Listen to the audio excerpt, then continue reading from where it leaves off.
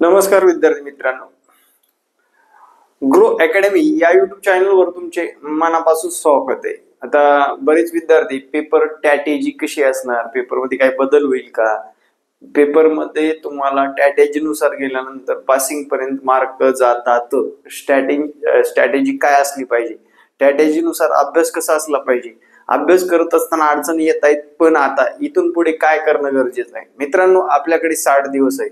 किती? इथून पुढे 60 दिवस आहे, 60 डेज। या 60 दिवसामध्येच महाटीईटी क्रॅक करायची, डोक्यात ठेवा। बी पॉझिटिव्ह राहा, अभ्यासाला लागा, व्यवस्थितरित्या अभ्यास करा। नुसतंच तुम्ही काहीतरी 2.5 दिवसाचा अभ्यास तुम्हाला पास करून देणार नाही। तुमचे 50-60 मार्क सर्वच घेतात, 70 मार्क सर्वच घेतात, 80 मार्क सर्वच घेतात। कास्टवाल्यांनी 83 मार्क क्रॉस करायची, ओपनवाल्यांनी 90 मार्क क्रॉस करायची। मग ती स्ट्रॅटेजी महत्वाची असते। आता बरेच युट्यूबवर सांगितलं जातं की पॅटर्न बदलेल का, पॅटर्न चेंज झाला तर नवीन पॅटर्न नुसार कसा येईल पेपर। काय काय बदलत नाही। 2013 पासून ते 2024 पर्यंत ज्या काही 8 टीईटी एक्झाम झाल्या, ही 9वे संस्करण आहे। या 8 टीईटी एक्झाम मध्ये जर विचारात घेतलं, पॅटर्न जशाला तसंच राहिलंय मित्रांनो, लक्षात घ्या। आणि तोच पॅटर्न तुम्हाला पुढे सुद्धा येणार आहे। त्यांनी परीक्षा ही 1ली ते 10वी अभ्यासक्रमाच्या आधारावर सारांश घेऊन तयार केलेला पेपर आहे मित्रांनो। माझ्याकडे पेपर आहे 2024चा। 2024च्या ज्या काही 10 नोव्हेंबरला पेपर झाला होता, त्या परीक्षेमध्ये स्ट्रॅटेजी काय ठेवली होती त्यांनी, आणि ती कशी ओळखायची आणि कशा पद्धतीने ओळखायची, हे आपण आजच्या या व्हिडिओमध्ये पाहणार आहोत। विद्यार्थी मित्रांनो, सर्वात प्रथम प्रश्नपत्रिका तुमच्याकडे असणं आवश्यक आहे। प्रश्नपत्रिका मार्केटमधून पुस्तक घ्या रे बाबा, डायरेक्ट पीडीएफ वगैरे आपण वाचत नाही, लक्षात घ्या। प्रश्नपत्रिकेचं पुस्तक घ्यायचे आहे आणि त्याच्यामध्ये सर्व प्रश्नपत्रिका पेपर 1च्या असतील, 1चा पेपर द्यायचा असेल तर 1चा ठेवा, 2चा असेल तर 2चं ठेवा। जमलं तर विद्याभारती प्रकाशनचे चुका कमी आहेत ते घेतलं तरी चालेल मित्रांनो। हे पहा, मराठी व्याकरण ह्या मराठी माध्यमाचा हा जे काही 1 ते 5चा पेपर आहे, तो पेपर जर पाहिला, त्याच्यामध्ये मागच्या परीक्षेचा आणि आज 2024च्या परीक्षेची स्ट्रॅटेजी तुम्हाला लक्षात येईल। आणि जर समजा तुम्हाला पेपर बंद मिळत नसेल, तर मी सांगतो काय करायचं। हे इथं महाटीईटीच्या प्रश्नसंच मध्ये गेल्यानंतर तुम्हाला पेपर सुद्धा उपलब्ध आहे। MSc ला हे गुगल आहे, बरोबर। इथं तुम्हाला मागच्या वर्षीचा किमान पेपर भेटेलच। MSc, ओके, महाराष्ट्र राज्य परीक्षा परिषद गेलात, इथं मागची प्रश्नपत्रिकेमध्ये गेलात की तुम्हाला लक्षात येईल, भेटून जाईल इथे मागची प्रश्नपत्रिका, लक्षात घ्या। इथे शिक्षक पात्रता परीक्षा, त्यानंतर तुम्हाला इथे शिक्षक पात्र महाटीईटीच्या जायचंय, लक्षात घ्या। आता वेळ नाही मला काढून दाखवायचा। महाटीईटीच्या केल्यानंतर तुम्हाला तिथे प्रश्नपत्रिका सुद्धा उपलब्ध आहे, किंवा व्हायरल झालेली प्रश्नपत्रिका जी काय व्हॉट्सअप ग्रुपवर वगैरे मिळून जाते, किंवा आपल्या याला व्हिजिट करा, तिथे आपण टाकलेलीच आहे टेलिग्राम चॅनलला, @H पुंडे सर हे टेलिग्राम चॅनल आहे। याला व्हिजिट केला तर तुम्हाला एक प्रश्नपत्रिका तिथे मिळून जाईल आरामशीर, ठीक आहे। थोडस स्क्रोल करा, त्या काळामध्ये टाकलेली आहे म्हटल्यानंतर त्या काळामध्ये जायचे आपल्याला। 10 नोव्हेंबरच्या त्या डेटला प्रश्नपत्रिका टाकलेली आहे, जे की महाराष्ट्र परीक्षा परिषदेच्या वेबसाईट वरून घेऊन, ओके। आता पहा, हा पेपर आहे। पेपर मध्ये पहिला जर बघितलं, मराठी व्याकरण आहे मित्रांनो। काय आहे? मराठी। आता एक पेज करा, त्या पेजवर काय करायची लक्षात घ्या। तत्पूर्वी विद्यार्थी मित्रांनो, या स्ट्रॅटेजीनुसार आपले क्लास चालू आहेत। ज्यांना जॉईन करायचे 9665484048 या संपर्क क्रमांकावर संपर्क साधून लाईव्ह रेकॉर्ड सर्व नोट्स सहित पुढल्या 60 दिवसात 120 मार्काची तयारी अशा पद्धतीने आपण करून घेतोय। हा संपर्क क्रमांक व्हॉट्सअप सुद्धा आहे। व्हॉट्सअपला टीईटी एक्झाम 60 डेज आणि असंही टाकला तरी चालेल। तुम्हाला त्या क्लासला जॉईन करण्यासाठी 2 महिन्याची फीस आकारून तुम्हाला क्लासला जॉईन केलं जाणार आहे। आता मित्रांनो, लक्षात घ्या, मराठी व्याकरण, इथं मराठी हा राखा ठेवा। पहिल्या पेपरला 5 सब्जेक्ट आहेत, दुसरा अंकगणित आहे समजा, मानसशास्त्र आहे, बाल मानसशास्त्र,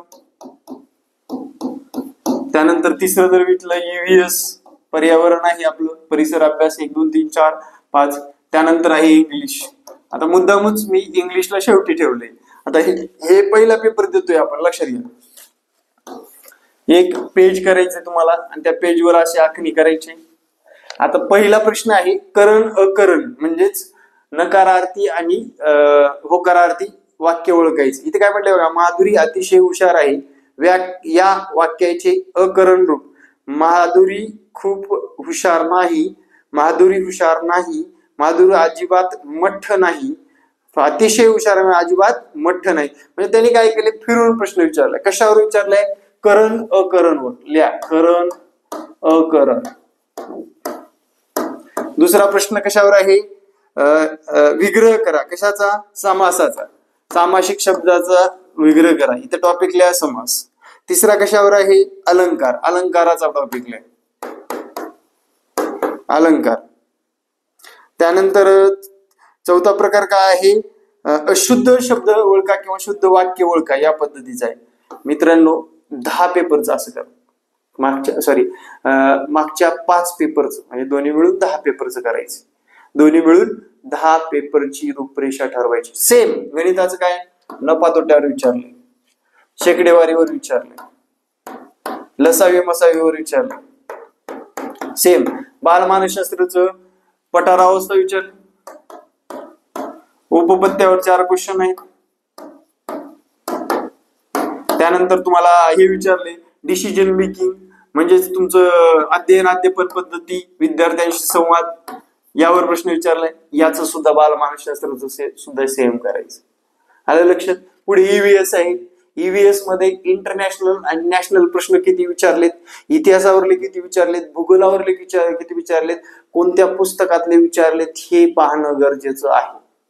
आता ईव्हीएस आणि इंग्लिशला आता या पेपरवाल्यांनी थोडस याच्यावर जास्त भर द्यायची. हे 30 गुणाला आहे, हे 30 गुणाला आहे. हे 3 विषय ना 25-25 करण्याकडे लक्ष द्या तुम्ही. जे विषय सोपे आहेत ते आउट ऑफ करा. तुम्हाला अवघड विषयामध्ये 10-12 मार्क पण पडले तर तुम्हाला ही परीक्षा क्रॅक होणार आहे, लक्षात घ्या. आता ईव्हीएस सारखा खूप दांडगा विषय 10च मार्क घ्या. इंग्लिश मध्ये पण 10 मार्क घ्या. मित्रांनो हे 75 ते 20 मार्क म्हणजे 95 मार्क इथं तयार झालेले. ही अशी स्ट्रॅटेजी तुम्हाला ठेवणं आवश्यक आहे आणि ते इथून पुढे करणं गरजेचं आहे. सेम आता माझ्याकडे गणित आणि विज्ञान या घटकाचा पेपर आहे. ठीक आहे, बघा यातलं विज्ञान मला एकही 8वी 9वी 10वीच्या पुस्तकाच्या पलीकडलं काढून दाखव विज्ञानाच्या बाबतीत. अरे करा ना, हे क्लास आपले पण चालू आहे विज्ञानाची. 8वी 9वी 10वीच्या पुस्तकातलेच उदाहरण परत परत रिपीट झालेले आहेत. फॉर एक्झाम्पल मी सांगतो, यातलं उदाहरण कुठल्या पुस्तकातलं शोधून दाखवा मला. असे बरेच आहेत, तुम्ही तिथपर्यंत पोहोचतच नाहीये का? भीती वाटते.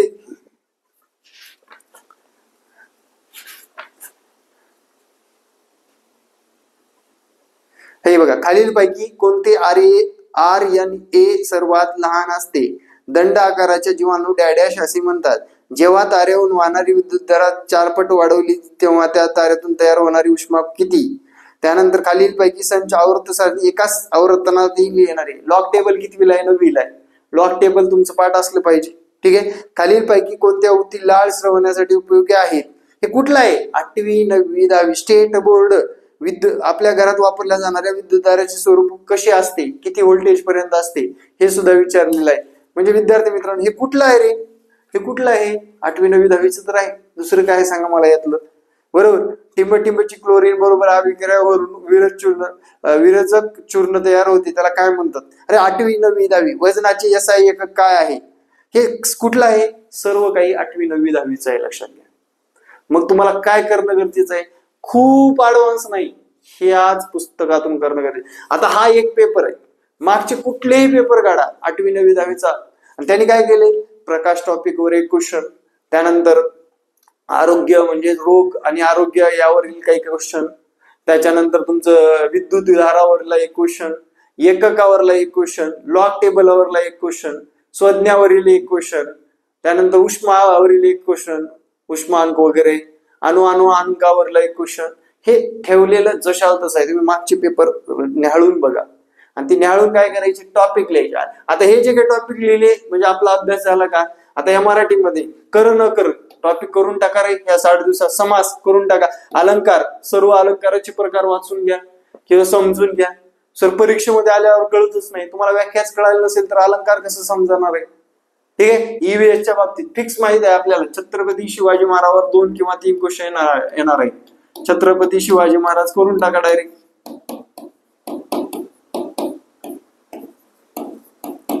छत्रपती शिवाजी महाराजांवरले प्रश्न एकदम सोडवून टाकायचे व्यवस्थितरित्या.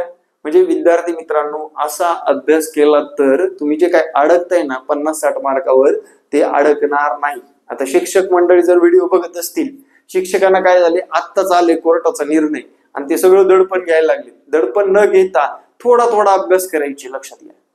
बरोबर, थोडा थोडा. काय करत सर, आम्हाला एकच पुस्तक द्या त्याच्यातून अभ्यास करू, असं नाही.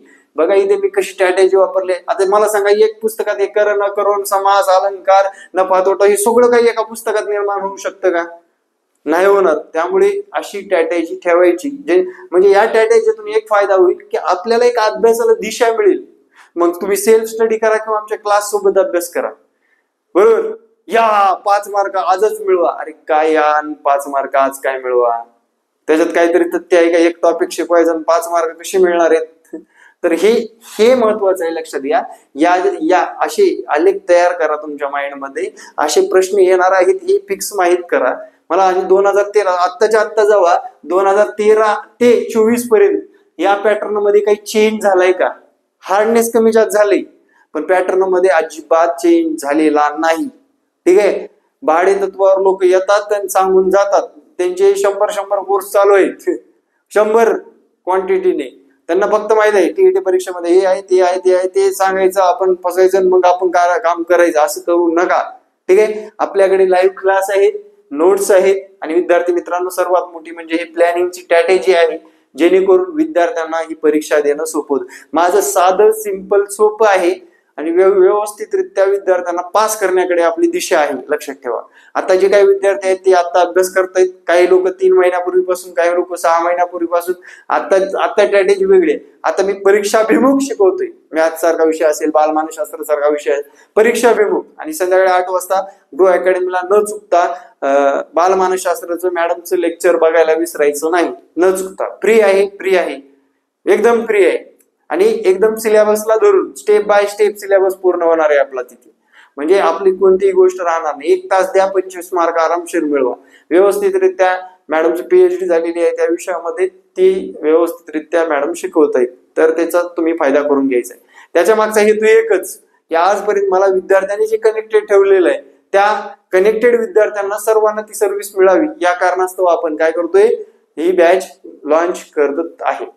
Thank you very much. जय हिंद मित्रांनो, भेटू नेक्स्ट व्हिडिओ मध्ये. जय हिंद, जय महाराष्ट्र. धन्यवाद. भेटू.